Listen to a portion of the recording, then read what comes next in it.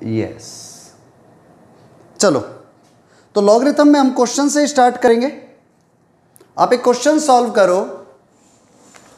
Find the value of X, find X if 3 की power log x base 3 square plus x की power log x base 3 equal to 162 है, then x की value क्या होगी? Options बता देता हूं मैं। ऑप्शंस है हमारे पास 1, 3, 9, 1/9। और सुन लो, ये multiple choice, multiple correct answer है। ठीक है, सॉल्व करो आप इसे। x की वैल्यू फाइंड करनी है। अब हम इसे मेथड से कर रहे हैं। क्वेश्चन हमारे पास है, आप इसमें जो ट्राई कर सकते थे आपने शायद कर ली। अब इसको अगर मैं ऐसे करूं, 3 की power log x base 3 whole square का मतलब वापस से आ गया log x base 3 plus x की power log x base 3 is equal to 162। आप इसे ये लिख सकते हो, देखो 3 की पावर 2 इंटू 2 हो तो आप इसको लिख सकते हो 3 की पावर 2 का स्क्वायर। 3 की पावर 4 इंटू 4 है तो आप इसे लिख सकते हो 3 की पावर 4 की पावर 4। तो यहां पर 3 की पावर log x बेस 3 है, इसकी होल पावर भी log x बेस 3 ले सकता हूं, प्लस x की power log x base 3 is equal to 162। तो हुआ क्या, आप इन दोनों को आपस में इंटरचेंज कर दो, रूल है मैथ्स में। जैसे इंटरचेंज करता हूं तो ये बनेगा x की पावर log 3 बेस 3 की whole power log x base 3 plus x की power log x base 3 equal to 162। अब देखो log 3 बेस 3 1, तो बचा क्या, x की पावर log x बेस 3 क्योंकि ये तो 1 हो गया, प्लस x की power log x base 3 equal to 162। दोनों सेम नंबर है तो it will become twice of x की power log x base 3 equal to 162। इस 2 से इसको डिवाइड कर दो तो वैल्यू क्या बनी, x की power log x base 3 is equal to 2 से डिवाइड करते ही 81। 2 से डिवाइड करते ही हमारे पास में आ गई वैल्यू 81। अब आप पे डिपेंड करता है आप क्या तरीका अप्लाई करते हो। एक तरीका तो यह था, वो 4 ऑप्शन थे, आप पुट कर दो। और एक मेथड ये हो रहा है, देखो मैंने बेस में 3 देखा, मैंने बेस में 3 देख लिया, तो उस बेस के कारण से मैं क्या करता हूं, we take log both side with base 3। तो होगा क्या, ये आ जाएगा log x की power log x base 3 is equal to log 81 base 3। देखो जिन स्टूडेंट्स को ये क्वेश्चन नहीं समझ आ रहे वो थोड़ा सा ध्यान से फोकस करें। तो अब देखो जो पावर होती है, पावर आकर के मल्टीप्लाई हो जाती है, तो log x बेस 3 इधर मल्टीप्लाई हुआ, ऑलरेडी एक log x बेस 3 है, तो ये बना log x बेस 3 का square is equal to log 81 base 3। इस 81 को मैं यूं लिख सकता हूं 3 की पावर 4 और ये वाली पावर 4 इधर आकर के मल्टीप्लाई हो गई, तो बचा क्या, log x बेस 3 का square is equal to 4। Means किसी भी नंबर का स्क्वायर इक्वल टू 4 है तो वो नंबर या तो होगा 2 या फिर वो नंबर होगा -2। तो x की वैल्यू आ गई 3 का स्क्वायर, तो x की वैल्यू हो गई या तो कहेंगे 9 और इधर कहेंगे 3 की पावर -2 मतलब 1/9। तो ये मल्टीपल चॉइस, मल्टीपल करेक्ट था, तो दोनों आंसर इसके राइट है क्योंकि दोनों वैल्यू इनको सेटिस्फाई करेगी। रिपीट कर देता हूं, जल्दी से समझ लो। देखो आपके पास में log x बेस 3 का होल स्क्वायर था, तो आप इसको लिख सकते हो log x base 3 into log x base 3, और इसे आप ये भी लिख सकते हो 3 की पावर log x बेस 3 की whole power log x base 3। इधर भी सेम रूल है। अब क्या करो, आप इन दोनों को आपस में इंटरचेंज कर दो। इंटरचेंज क्यों कर रहा हूं? इंटरचेंज इसलिए कर रहे हैं, जैसे ही आप इंटरचेंज करोगे log 3 बेस 3 आएगा। नहीं तो यूं भी बोल सकते हो, जब ये दोनों नंबर सेम होते हैं सिर्फ x बन जाता है। अब मत करो इंटरचेंज, सिर्फ x ले लो, तो x की पावर log x बेस 3, इधर भी x की power log x base 3 double हो गए, 2 से डिवाइड करा, आगे एक बार और log लिया। ठीक है, अच्छा क्वेश्चन है, नोट कर लो। क्वेश्चन है आपको वैल्यूज मैच दी फॉलोइंग कर रहे हैं हम, मैचिंग है। क्वेश्चन है हमारे पास 2 log 6 upon log 12 plus log 3 first. Second है log 32 अपॉन log 4। थर्ड है log 1 अपॉन 16 की पावर -2 बेस में है 1/4। एंड फोर्थ है log 5 की पावर 4 की पावर 3 की पावर 2 की पावर 1 बेस में 5। ये इसमें पावर है, 5 के ऊपर 4 है, 4 के ऊपर 3 है, 3 के ऊपर 2 है, 2 के ऊपर 1 है। मेरा क्वेश्चन है A B C D. Question है, जो आंसर आएगा वो होगा इंटीजर, आंसर आएगा वो होगा रेशनल नंबर, आंसर आएगा वो होगा इर्रेशनल नंबर, और आंसर आएगा वो होगा imaginary number. Imaginary number means under root के अंदर negative number.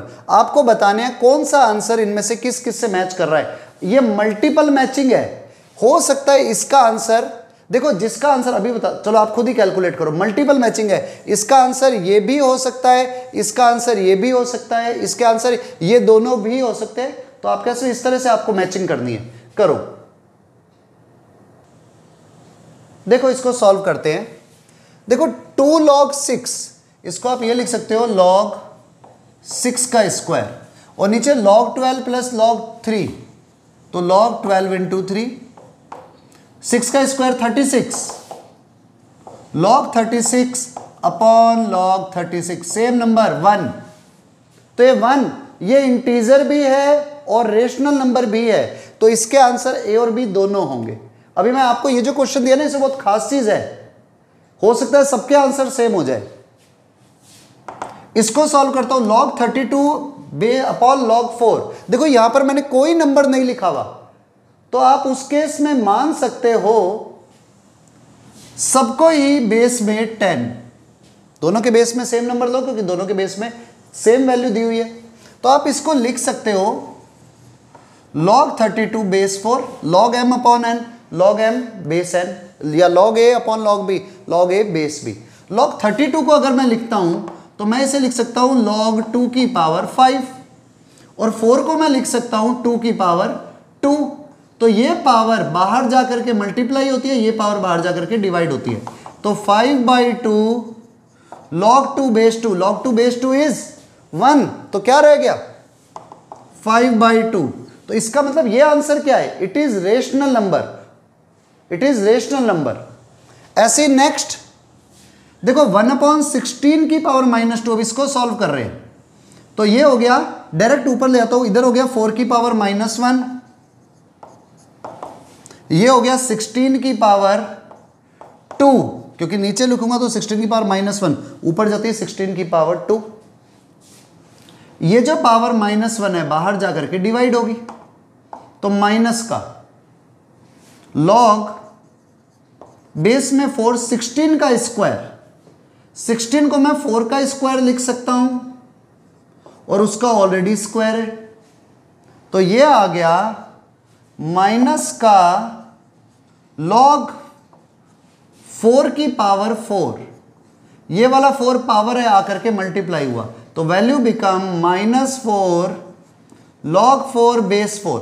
log 4 base 4 is 1, तो फिर कौन आया आंसर? -4। तो फर्स्ट का आंसर था 1, जो इंटीजर भी था और रेशनल नंबर भी था। सेकंड का आंसर आया 5/2, जो सिर्फ रेशनल नंबर है, और थर्ड का आंसर आ रहा है -4, जो क्या है? इंटीजर भी है और रेशनल नंबर भी है। देखो जिसका भी आंसर इंटीजर आ रहा है ना, वो रेशनल नंबर बाय डिफॉल्ट अपने आप ही हो गया। और लास्ट देखो 5 की पावर 4 की पावर 3 की पावर 2 की पावर 1 है, तो ये वाली पावर इधर आकर के मल्टीप्लाई हो गई, तो क्या रह गया? 4 की पावर 3 की पावर 2 की पावर 1 इंटू log 5 बेस 5, वो तो 1 होता है। अब देखो ये कुछ भी पावर हो, बिना सॉल्व करे भाई, है तो इंटीजर ही, तो ये भी इंटीजर भी आएगा और रेशनल नंबर भी आएगा। तो फर्स्ट का आंसर था a, b, rational number and integer.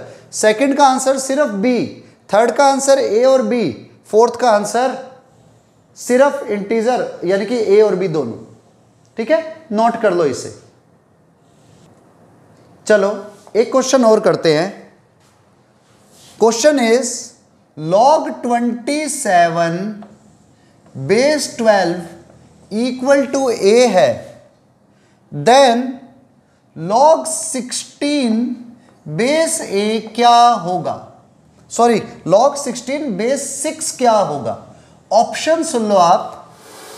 Option है first is 4 into 3 minus a upon 3 plus a। Second option 4 into 3 plus a upon 3 minus a।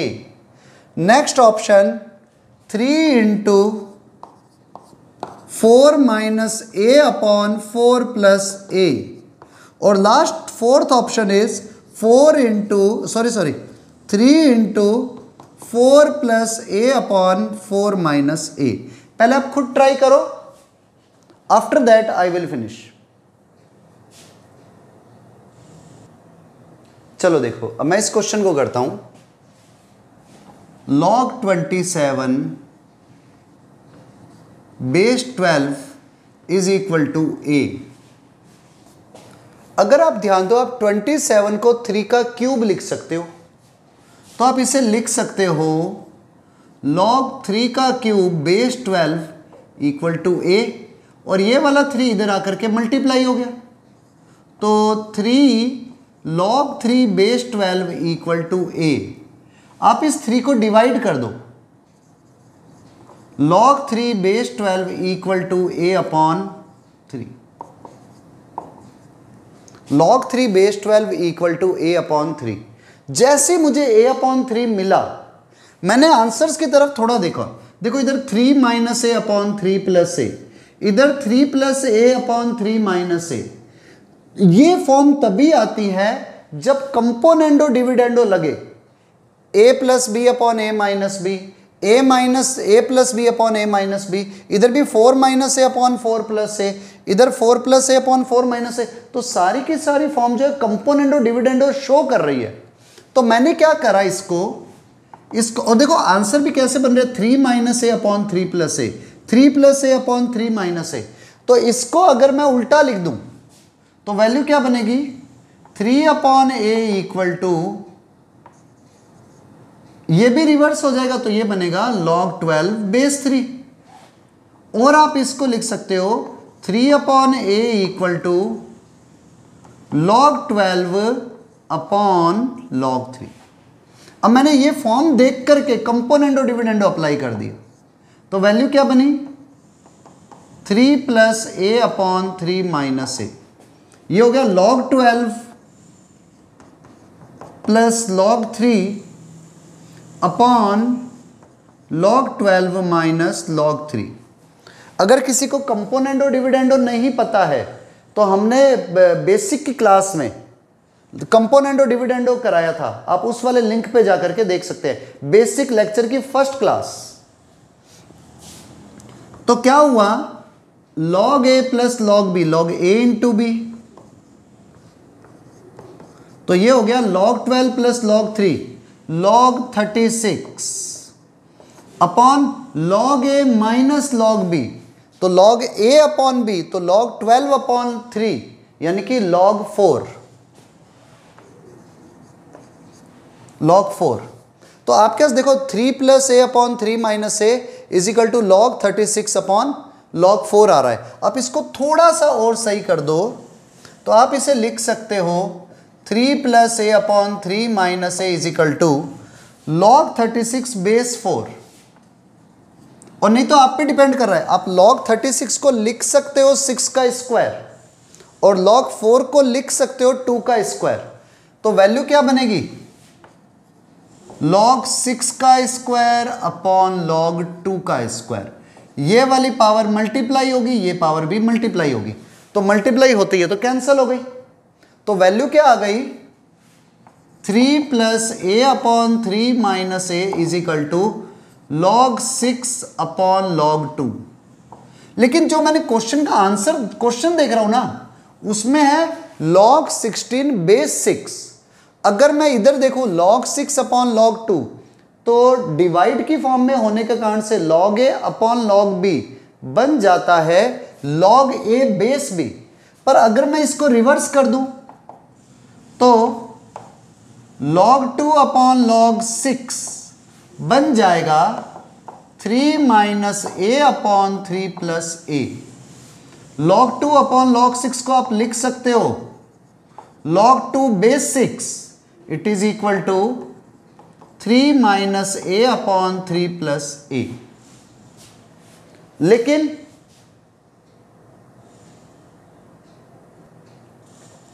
अब देखो आगे, log 2 बेस 6 है 3 minus A upon 3 plus A, लेकिन मेरा जो answer है वो उसमें log के अंदर 16 है।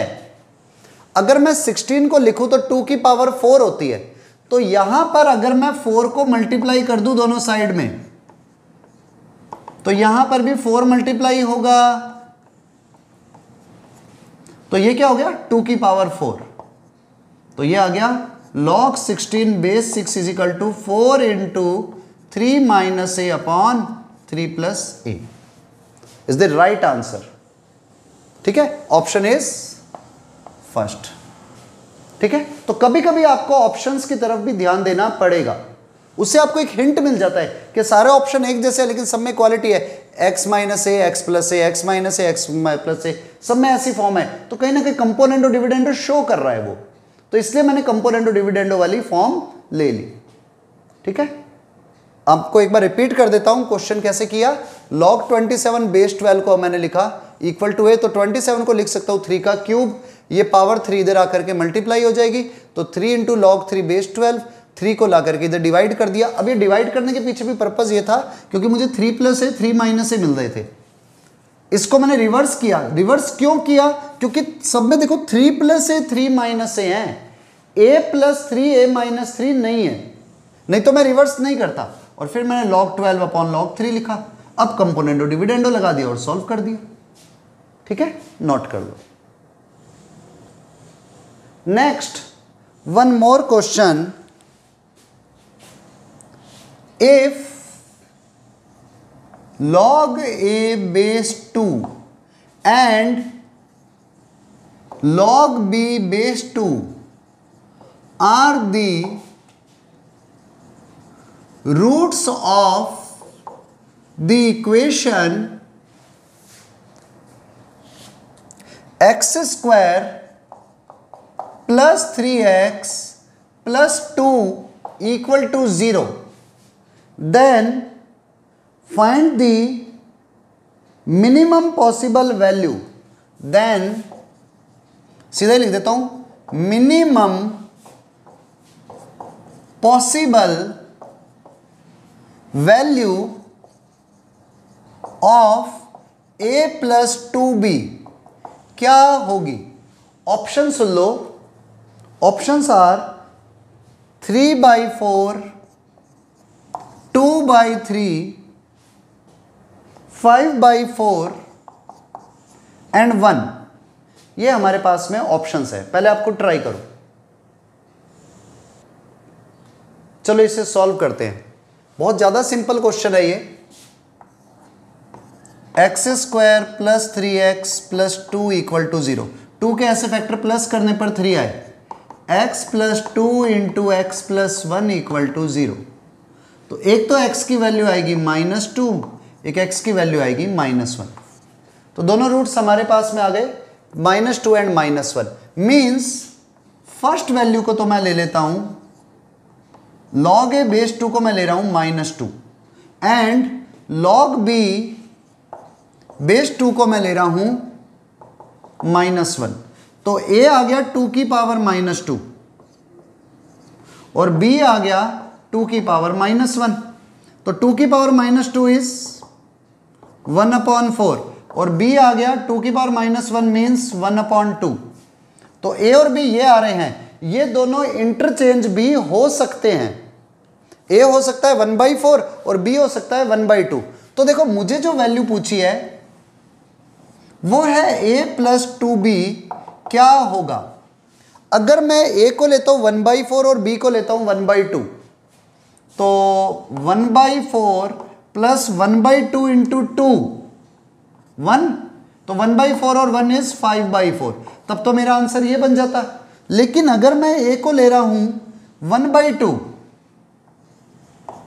और b को ले रहा हूं 1/4, तो 2 × 1/4 ये भी 1/2 बनेगा, तो इट विल बी 1। अब इन दोनों में से स्मॉल कौन है? Small 1 is 1। सो अपना आंसर कौन सा होगा? 1, क्योंकि इसने क्वेश्चन दिया है मिनिमम पॉसिबल वैल्यू क्या होगी। ये नहीं पूछा वैल्यू क्या होगी। अगर वैल्यू की बात होती ना, यही क्वेश्चन में मिनिमम वर्ड हटा दो, what is the possible value of a + 2b, तो ये दोनों आंसर राइट होते। पर वर्ड यूज ले लिया मिनिमम क्या होगा, तो हमारा ये आंसर राइट होगा। अगर यही क्वेश्चन कर देता मैक्सिमम पॉसिबल वैल्यू क्या होगी, तो हमारा आंसर दिस वन। तो आंसर बदले